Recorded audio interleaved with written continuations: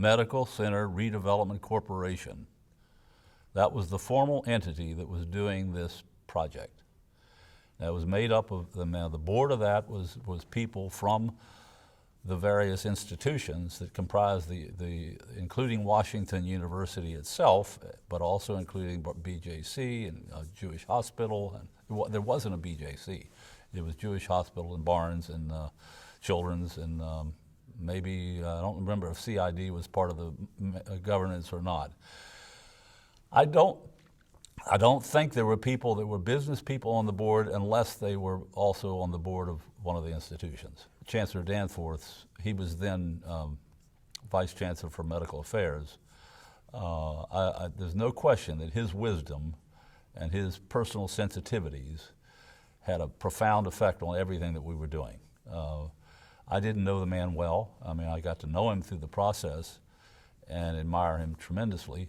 But I think that he was maybe feeling his way like anybody else would be, and this is not what he was trained to do as a physician or a physician medical administrator.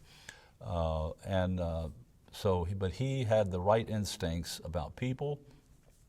I think they learned from the first plan that they put out into the public that they could not be heavy-handed, that they could not be ignorant of people's feelings in the neighborhood, that it would be dangerous for their own broader mission if they did not figure out a way to be perceived as a positive force in the neighborhood. And I think they did that.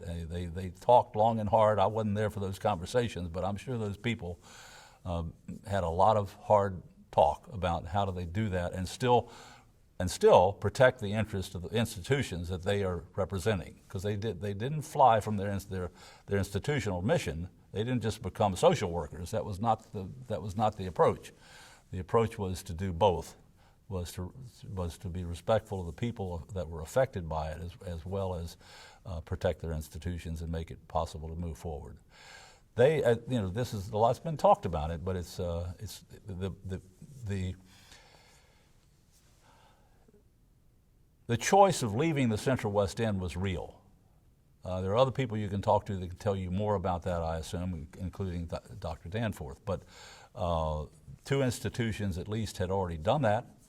Had left the campus as part of that complex, and the lure of a greenfield campus in West St. Louis County or somewhere was profound because they were being hammered by the fact that their patients were becoming afraid to come to their institutions.